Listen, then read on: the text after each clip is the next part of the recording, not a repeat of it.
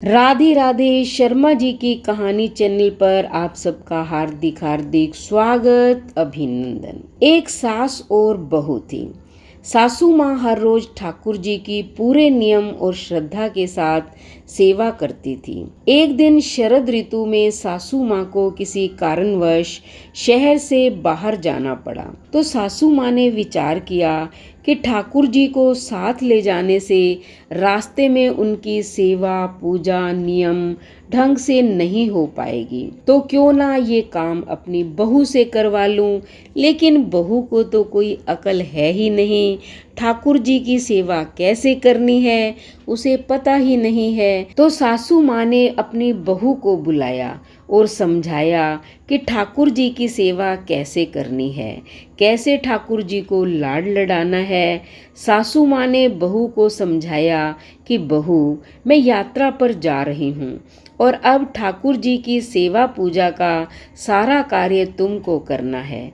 सासू माँ ने बहू को समझा दिया कि ऐसे 3 बार घंटी बजाकर सुबह ठाकुर जी को जगाना, फिर ठाकुर जी को मंगल भोग कराना, उसके बाद स्नान करवाना, कपड़े पहनाना, ठाकुर जी का श्रृंगार करना और फिर ठाकुर जी को दर्पण दिखाना। दर्पण में ठाकुर जी का हंसता हुआ मुख देखना, बाद में ठाकुर जी को राजभोग लगाना। इस तरह सासू माँ बहू को सारे सेवा नियम समझाकर यात्रा पर चली गई। अब बहू ने ठाकुर जी की सेवा शुरू कर दी। जैसा सासू माँ ने समझाया था, ठाकुर जी को जगाया, नहलाया, कपड़े पहनाए, श्रृंगार किया और दर्पण दिखाया। सासू माँ ने कहा था कि दर्पण में ठाकुर जी को हंसता हुआ देखकर ही राजभोग लगाना। अब दर्पण में ठाकुर जी का हंसता हुआ मुख ना देखकर बहू को बड़ी हैरानी हुई। बहू ने सोचा शायद मुझसे सेवा में कोई गलती हो गई है, तभी दर्पण में ठाकुर जी का हंसता हुआ मुख नहीं दिख रहा। बहू ने फिर से ठाकुर जी को नहलाया, श्रृंगार किया, दर्पण दिखाया, लेकिन फिर भी उन्हें ठाकुर जी का हंसता हुआ मुख नहीं दिखा। बहू ने सोचा कि अब जो है फिर मुझसे कोई गलती हो गई होगी, इसलिए उसने फिर ठाकुर जी को नहलाया, श्रृंगार किया, दर्पण दिखाया। जब ठाकुर जी का हंसता हुआ मुख नहीं दिखा तो फिर ठाकुर जी को नहलाया। ऐसे करते करते बहू ने ठाकुर जी को 15 बार स्नान करवा दिया। हर बार दर्पण दिखाया, मगर ठाकुर जी का हंसता हुआ मुख नहीं दिखा। अब बहू ने 16वीं बार जब उन्हें नहलाने की तैयारी की, तब ठाकुर जी ने सोचा कि अगर इसको हंसता हुआ मुख नहीं दिखा तो आज ये पूरा दिन मुझे नहलाती ही रहेगी। अब बहू ने ठाकुर जी को नहलाया, कपड़े पहनाए, श्रृंगार किया, दर्पण दिखाया, तो ठाकुर जी अपनी मन मोहिनी मंद मंद मुस्कान से हंसने लगे।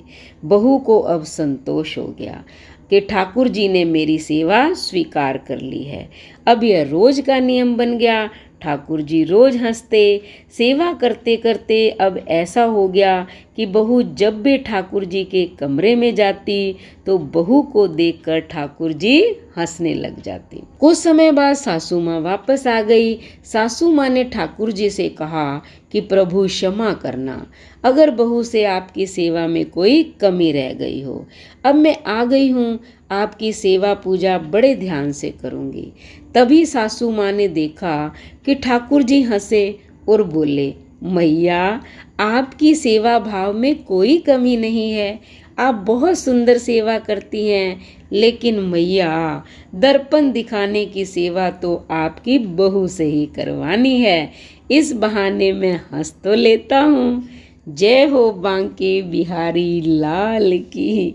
तो बेटा, जो भाव से भगवान की पूजा करती हैं, सेवा करती हैं, तो भगवान उनकी इच्छा अवश्य पूरी करते हैं, क्योंकि भगवान तो भाव के भूखे हैं। तो आप भी श्रद्धा और विश्वास से ठाकुर जी की पूजा कीजिए। उसके बाद चैनल को सब्सक्राइब करें, लाइक और शेयर करें, कमेंट करें और बेल आइकन के बटन को दबाएं, ताकि ऐसी ही भक्ति की वीडियो का नोटिफिकेशन सबसे पहले आपको मिले। धन्यवाद।